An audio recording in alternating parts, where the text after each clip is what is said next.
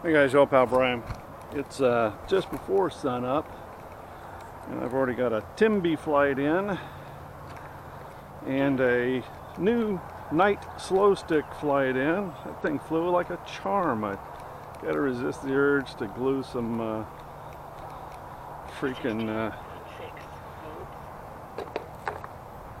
got to resist the urge to glue ailerons on it. Okay, we got control surfaces. I gave it a bump up. This thing wasn't flying nicely the other day. Take it off. Oh, and it's doing just fine today. Yeah, I think I might have had it weighted in for the Gen's Ace battery. What happened? Exactly what I did. Yeah, you wouldn't think just a little bit of difference in 16.1 volts. yeah, the matter of a few grams would screw with this, but man oh man. Yeah, the Gen's Ace battery, it appears, was significantly lighter. Yeah, hats off to the guys on the version 2 T-28 thread, the ones that actually read my shit and 16.1 helped evaluate my problems. God almighty. There's one dickhead. He's like, well, apparently your CG's off and that's it in a nutshell. And well, no, that's actually not true. If you'd kind of go through my entire postings and see my evolution and how things have went and gone and been done, you'd find that that is not so at all.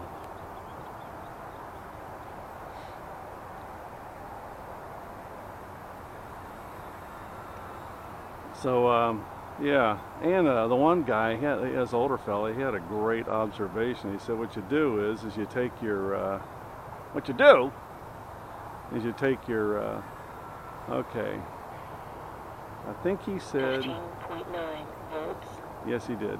So if your wing has a natural bend in it, like mine appears to do, what you do is you take your down aileron side and reduce ever so quietly your flap on that same side, 15.9 and that'll allow your ailerons to even out. And then like when you're taking off, it won't attempt to snap to one side or whatever. So that's pretty slick. Trojan. Yeah, this thing was flying weird the other day. Weird enough to where it was like I was wanting it down. 15.8 volts.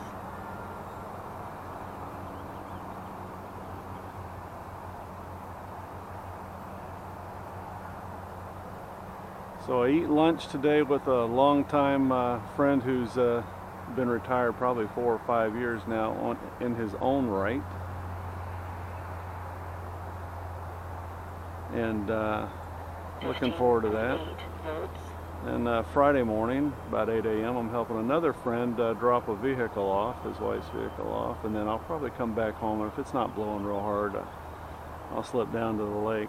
Ferg, if you hadn't already heard on one of my previous videos, the long and short of it is Miss Ellie has been behaving in a feral manner of late and just doing what she wants. 15.8 volts. Well, it's a result of a bunch of different things. Let her out the other day just to walk around the corner with me outside, and she hauls ass and goes into the neighbor's yard. I'm calling her, doesn't do any good. Then she goes she sees another neighbor, doesn't do any good calling her.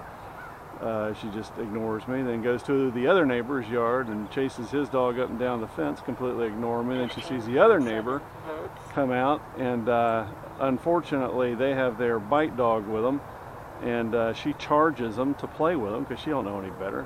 And they get off in the distance closer to their house and they get into it. He bit the living shit out of her on one of their 2 rows and knocked 3 holes in her on her right rear flank.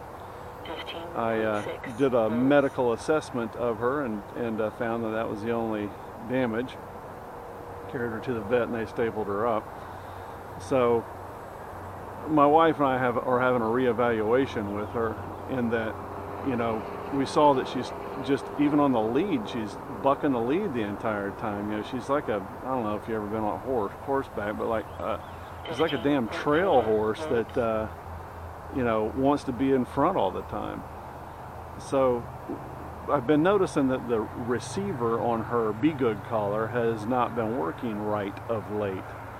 So what I did was I disassembled it the other day, and it turns out water had gotten into it. Now it's waterproof, but you know, nothing's really waterproof. It's water resistant. 15.4 volts. And dried it out, you know, did the alcohol trick, cleaned up the contacts on it real nice, and then went ahead and checked it against the manual. Well, it's actually a fairly complicated little device. What I found is that its zapping had been moded to momentary. So whenever you zap her, it's an individual zap, not a continuous one. Well, that's a problem because all she's going to do is take the zap. You know, oh well, Dad, I'll take the singular zap, and then most of the time she'd come back. But man, that is a huge breach to a training aid. 15.4 volts. I mean, wow. So a number of things. Us knowing that she really needs to be on a lead when all things are said and done. The other, her zapper collar hadn't been working properly over the course of probably months. So she just reverted back to her own behavior. I'll do what I want when I want. So cheap lesson. She got some holes knocked in the side of her. Hopefully it'll, you know, she'll remember not to be charging other dogs. You know, God bless her. All she wanted to do was play. But man, oh man, it was. Tell you what, you know, I handled it just fine. I even apologized to the neighbors. 15.4 but it's just unbelievably scary that all that can happen so fast. You know, I love her to death. So much like her dad, she's now sporting some war wounds, and she'll be just fine for it. Carried her to the vet, and it was all fixed within an hour. She's got staples she has to have removed May 1. And she's pretty much back to her normal happy self. Kind of letting her relax a bit before we landing, before we carry her out again.